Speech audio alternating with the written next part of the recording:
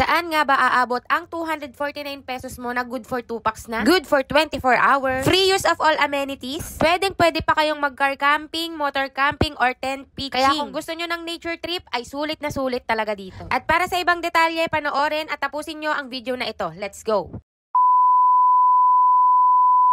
So, time check tayo mga mare. It's 4:40 AM in the morning at kami ay pupunta ng Batangas for another car camping adventure. Maya-maya pa ay lumabas na din si Haring Araw. Thank you Lord sa magandang panahon at higit sa lahat, thank you Lord dahil biniyayaan nyo kaming ma-experience yung mga ganitong bagay. Hi guys! Hi! Good morning! Ngayong araw ay pupunta kami sa Pupunta kami ngayon sa Vineswood Resort. Ano yun? Ang haba ng pangalan. Vineswood Resort sa Taal, Batangas para mag-camping. Kasama si ate. So, Ate, tara, let's go! Go! Sabi mo, let's go! Let's go! Dumaan nga pala muna kami dito sa Dali para bumili ng mga babaunin namin ng mga foods and drinks. May mga kasama rin kasi kami mga bata, so dapat hindi kami mauubusan ng mga snacks nila. Dapat talaga kung pupunta kayo sa isang lugar, lalo na kung first time nyo, dapat kompleto yung mga dala nyo, especially sa pagkain. Kasi hindi naman natin alam kung meron bang mga nearby na mga tindahan doon sa pupuntahan natin. So maganda ng kompleto. Eto na nga mga mare, nakakita na tayo ng sign na malapit na tayo sa Vinewoods. Ibig sabihin, 1 hanggang 2 kembot na lang at makakarating na tayo sa ating destination. At eto na nga mga mare yung daan papasok ng Vinewoods. Maganda naman yung daan dito, walang rough road. One way nga lang siya. So siguro kung dadaan kayo dito, magbusi-busina na lang din kayo para marinig din nung kasalubong yung sasakyan. Katulad nito, truck pa yung nakasalubong namin. Pero buti na lang may malaking space doon sa gilid at doon muna siya tumabi para makaraan kami. So this is it mga mare, nandito na tayo sa entrance ng Vinewoods Resort Taal, Batangas. So short story muna tayo mga mare, ano? Paano nga ba namin na-discover itong Vinewoods Resort dito sa Taal, Batangas? Bali, meron kasi kaming group ng mga camper sa Facebook. And then, merong isang camper doon na nag-share na meron daw dito sa Taal, Batangas na very affordable na campsite. Tapos, nakita ko sa mga pictures, maganda nga yung place, tapos maraming swimming pool. So, sabi ko, mukhang sulit naman at mukhang mag-e-enjoy yung mga chikiting ko dito. Pero, syempre, ika nga nila, to see is to believe. Mahirap din naman maranasan yung expectation versus reality, diba? So, ngayon, samahan nyo ako at ipapakita ko sa inyo kung talaga bang sulit at maganda dito sa campsite ng Vinewoods Resort Taal, Batangas. So, tara, tignan natin.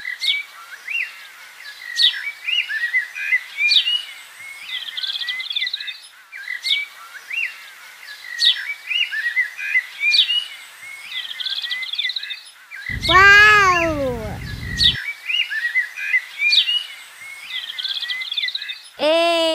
Kung makikita nyo to sa personal, aakalain nyo talaga na painting lang at hindi totoo to. Grabe, ang ganda niya talaga lalo na sa personal. Meron ding mga rooms dito na pwede nyong i-rent in case na ayaw nyong mag-tent pitching. So dito sa matarik na kalsada na to, dito dumadaan yung mga sasakyan na magka-camping. Bago nga bumaba si Daddy Raymond ay nagdadalawang isip kami kung kaya bang umahon dito ng minivan pag pauwi na kami. Pero bahala na si Batman.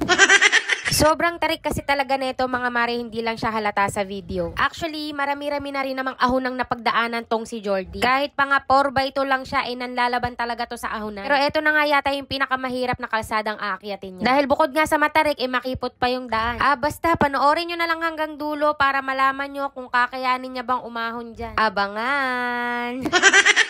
Nagsimula na nga kaming mag-setup ng mga gamit. Ito talaga yung nakakapagod na part sa pagka-camping, yung mag-setup pati magligpit. Pero okay lang, may katingko naman kaming baon. Haplas-haplas na lang sa mga kasukasuan after mag-setup, ganun.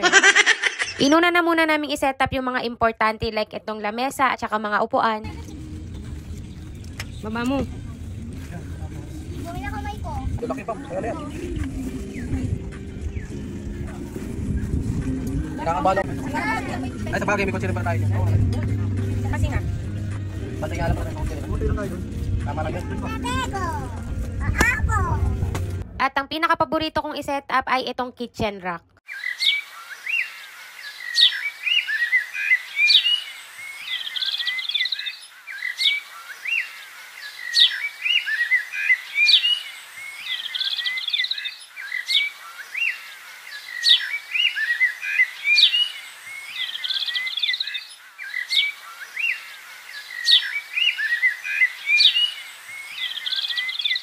Sinet up na nga rin pala ni Daddy Raymond yung canopy tent.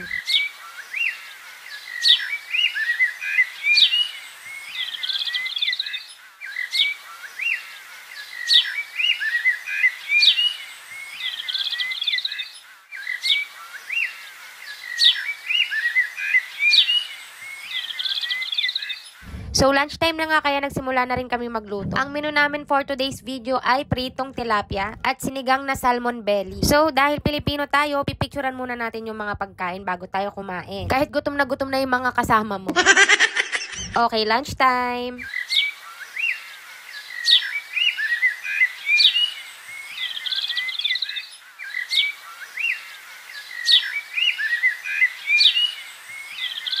After namin kumain, dito naman kami tumambay sa may lilim ng puno sa gilid. Tanghaling tapat kasi ng mga oras na to at sobrang init doon sa pwesto namin. Dito pala guys ay may ilog pero hindi po siya advisable na pag-swimmingan. Sobrang lalim daw po kasi neto at delikado.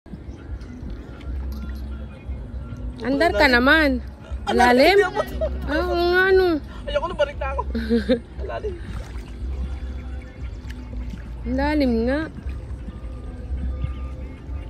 Sumapit na nga ang gabi at nakapag-set up na rin kami ng tent at mga ilaw. Ang ganda talagang pagmasdan pag maraming ilaw. Actually, yung inner child ko talaga yung masaya. Nakakatuwa lang kasi para kaming bumabalik sa pagkabata. Naalala ko kasi nung mga bata pa kami, nagbabahay-bahayan kami. Tapos yung bahay-bahayan namin is either yung kumot na ginagawang bubong or sa ilalim ng lamesa. Nakakamiss din talaga yung childhood, no? Kaya siguro ang dami rin nagka-camping kasi maraming gustong mag-heal ng mga inner child nila. Kung pwede lang talagang bumalik sa nakaraan. Ako, kung bibigyan ako ng pagkakataong bumalik sa nakaraan, ay babalik ako doon sa panahon na ginagawa pang pera yung dahon at balat ng candy.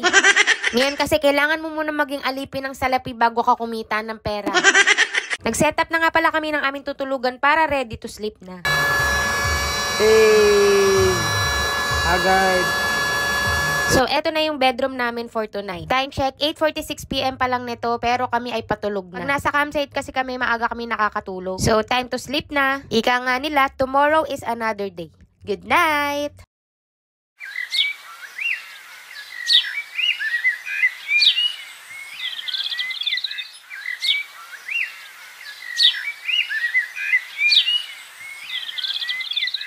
So, eto na yung last day namin dito at uuwi na kami mamayang tanghali. Kaya naman, nag-ikot-ikot muna kami dito sa campsite. Tignan nyo naman yung setup namin ng tent versus dun sa setup nung katabi naming mga tent. Grabe, ang gaganda ng mga tent nila at ang gaganda pa ng mga gamit. Bale, dito sa banda na to yung village, tapos dun banda sa pwesto namin yung squatter area.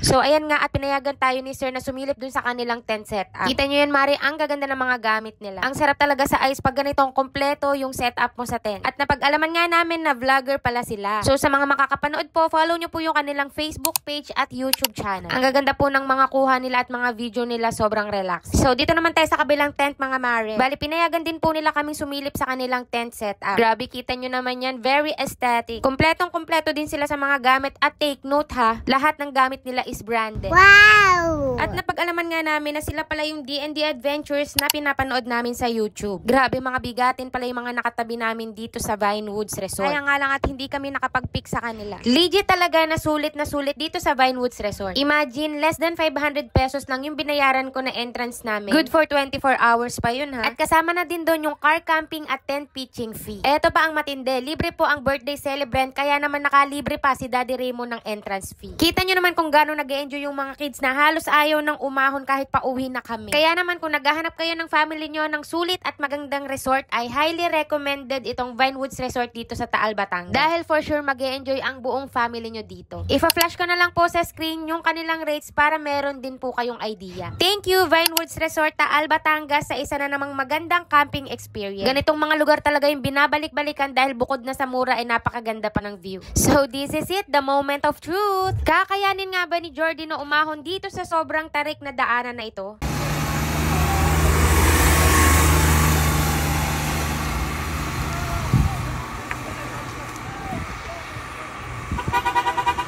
Siyempre, kayang-kaya. O siya, hanggang dito na lang. Salamat sa panonood! Hey.